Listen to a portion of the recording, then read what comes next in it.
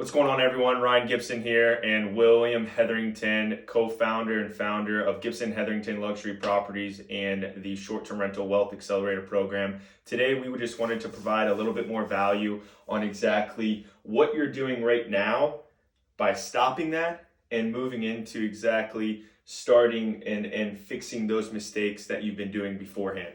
Yeah, and I think we just want to make it as informative and short as possible because obviously you guys have a lot of stuff to do.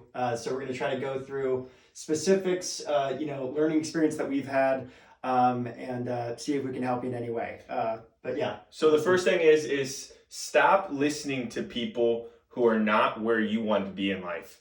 Yeah, and I think honestly with this, guys, it's huge. Every single person has had somebody try to give them advice and their life was in utter disarray, or it's like a teacher that's trying to talk to you about finances and if the teacher really understood what they were doing with finances, they wouldn't be in their position. The people that are really kind of going for where we're going and actually have the information that we're trying to get rarely give it out. So you just have to focus on those individuals instead of the masses. Yep. And I think honestly, when it comes to celebrities or people who have courses and all that kind of stuff as well, the only thing I would try to consider is looking into proof. So there's a lot of people that are out there that have a lot of great information, but I just know that there's a lot of people as well that only make their money by selling people on the industry. Right. Especially with short-term rentals, we've had actually experiences with people like that. That we've spent thousands and thousands of dollars with people, they didn't know, like the advice that they were giving you was completely outdated. It was not leading towards an actual successful result. Like I think I don't want to keep elaborating, but literally like one thing that we actually focused on. Or almost every single one of the failures that we've had that cost us like more than 10K each time was directly a result from something that someone told us that we then figured out they didn't actually do this for a living. Yep. Whether it's flipping or short-term rentals or whatever. But I think the biggest thing, just to end on that, is with the stopping listening to other people, is you're just going to simply lose money at the end of the day. So you just want to make sure that you're listening to the right people who have already done what you're doing and have been able to scale a larger time, more hands or not, than what they had started. So stop listening to other people. And I think too, just for people who have no idea who we are, we literally just like a good example is yesterday during one meeting that we've had, we closed a client that'll probably result in about 180K in yearly recurring revenue, and that's not including that's just with a year, of working with this company, not including any more units or expanding to different areas or even utilizing that cash flow to buy more real estate or anything like that with business credit. So, yeah. And then I think the second thing is stop avoiding making sacrifices. Yeah. And I think with this, guys, life is really hard. It sucks. But the reality is in order to really get to where you want to be, you have to physically do the actions that are necessary to get there. So I think in terms of, investing to get to a portfolio, you need that initial deposit to get that unit that's making that money. Or like, for instance, if you want to learn about marketing, you either have to spend 30 years on it or figure out how to learn from somebody who has, and it's little shit like that you've got to do, but you can only do a couple things in your life. So just focus on what actually you need to do and go all in on it. Don't go half-assed. And just try not to, you want to focus on one thing, right? For here, when you're focusing on short-term rentals, that's the real estate side. So focus mainly on the real estate side.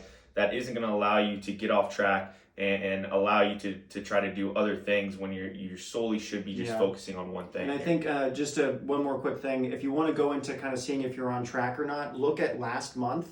Or the last 3 months if you want, and look at exactly what you spent your money on as well as what you put your time on. So literally detail and audit your day and really your life for the last 3 months, and then look at where you're trying to go. Does it physically match up with what's needed to be done to get to that level? With what you've been doing. Are you working every single day? Or are you watching Netflix every single night when you should be working? Like, are you getting back to people on time? Are you taking hold of opportunities? Like if an investor wants to invest with you, are you finding a deal to give to that investor or some shit like that? So it's it's little things. And like we're going through the same thing too, where we go through our cash flow and figure out, okay, what exactly do we spend our money on and where did it get us? Is it going towards where we're going in our goals, or do we need to pivot and cut some things out, or we retweak these things? It's all that together. Yeah. But and then the last thing here is stop messing around with becoming competent enough for that certain level. Yeah, and I think when it comes to this stuff, the best example that I can give is like looking at somebody like Warren Buffett. If Warren Buffett didn't do what he needed to do to learn how to actually operate and invest at that level, he would utterly throw his entire company down the drain. So if you want to be at the level that you want to be at with whatever your goal is, you have to physically look at, are you actually at that level? Like, are you competent enough to handle that amount of work or that amount of revenue coming in? Do you even know what to do with that? And going forward. And I think, there's really no self-made entrepreneur. That is a complete myth that people love trying to sell because they like frickin' getting people to give them clout or whatever the frick it is. But the reality is almost every single entrepreneur that's out there that's really successful has had people around them that have helped them get there. And start from the ground up. Yeah, up. I mean, Steve Jobs didn't physically make the iPhone. He hired people to make the iPhone. And that's what he's remembered by. And he also only takes credit for those things, and everybody else is forgotten. But that's the reality. And Tesla and Google are all good examples as well. I mean, Google's not, Google's also not even building the cars. Like the CEO is not building the actual software that's needed in the search engines. He's hiring a team of people to do that. He's doing all that stuff. But that even leads us to some of the stuff we were talking about. Yeah, and I think this is the bulk and probably the most important part is what you should be starting today, what you should be starting now. And if you're not, you need to start by taking massive action, and kind of goes in hand with what you were doing today. And the biggest thing here was start by taking massive action is look at the big picture. Okay, you shouldn't be setting short-term goals, right? The first thing that you should be doing is setting long-term goals that are going to allow you to backtrack on those weekly, monthly, 6 months goals. 100%. And then from there, being able to interpret those daily habits that are going to allow you to get to that end goal. And that's the overall bigger picture by taking the massive action. Yeah, and I think a huge thing too is you're already taking action right now. Mm-hmm. It's not about you not doing anything is an action. Mm-hmm. It's not like, okay, well, if I don't do this, I'll have time to do it later. Like that is a legitimate decision that you're then screwing your future self over by not acting right now. That's the reality. Right. Like for instance, yesterday, it's funny, but my sister was she brought up to my family, my mom and I, that she wanted to give somebody $2,000. Just like this person was doing an amazing job for the company. She's going off on her own. She's like, okay, I'm going to really help this girl out and be a great person. She's going to give them $2,000. But what she didn't realize is that $2,000 is not really just $2,000 because she's only 23. So that $2,000 in 30 years is going to turn into, I think I wrote it down. It's like, in 2 years or in 30 years, it's going to turn into $30K. So that $2,000 that she would have literally just thrown away in a day could have easily turned into $30,000 that she could give to a charity, or things like that. So that's kind of what we're really going into. So like the actions and the money and all of those things really have huge long-term impacts if you're really young. The older you get, it's not like you've got all these major important decisions that you're going to make when you're 50. Like these things are started by what you do right now. Like Elon Musk, made the action to move from, I think it was South Africa or wherever it was, to come to the US and then literally have no friends whatsoever. But he made that action and then moved to Silicon Valley and started PayPal. He took 8 million sacrifices. Like you just see this stuff time and time again of the work and the dedication and the actions that are needed to happen in order for these people to get to these spots. And it's absolutely not logical, and you're setting yourself up for failure if you think that you're going to get these outcomes without having to do those steps. It just doesn't match up. Yeah, just think big picture. I think that's one thing to take in consideration. And then the second thing is to start utilizing VAs and other low-cost services. And it's simple here is start to utilize other people, start to utilize system and processes that are going to allow you to start working on the business versus actually in the business. Yeah, and I think with this stuff, guys, kind of with what we were talking about a little bit earlier. So Google doesn't make the CEO of Google that started it does not make the software currently right now. He may have done that at one point, but the first thing that he did was hire shit out. He didn't, keep all the pennies for himself and just try to work his way to developing one of the most successful companies in the world. He hired people to get him there. And that's exactly what you're doing. Almost every single company or extremely massive success story has gotten there because of people. Like Grant Cardone in one of those interviews about the Undercover Billionaire show, his most important thing that he said when he went from having a $1 billion portfolio going down to zero was the most important thing that he had was people. And that is the absolute end all be all. Like biggest asset. Yeah, it's the biggest asset. And it also can make or break companies. Like if you're having shit people in or people that are just utterly screwing over your company and taking advantage of other people or ruining the culture or whatever the case is, you're not helping your company out at all. So likewise, you have to find amazing VAs. You've got to find other low cost contractors or services or whatever it is to get you to that next place, because you only have so much time in the day. You can't do everything, and again, it's just about mapping your actions to the people that came before you, that are in the positions that you're at, that you want to be at. And then the last thing, and one of my favorite parts, is doing things the pros are actually doing now. That's learning from the best of the best. Yeah, I think in terms of this stuff, guys, it's just the shit that was developed 10 years ago does not even remotely compare to what's out there today. Like if somebody from just maybe 10, if somebody from 2010 tried to take one of those cell phones that was made in 2010 and tried to sell it today, just 10 years later, they would utterly not get a single sale, because they're like bricks, they don't work, they don't even, they load in 30-minute intervals, or they just don't even send texts at all. It's like crap like that. It's just basically what we're trying to get across is you have to learn what's actually going on in the market right now.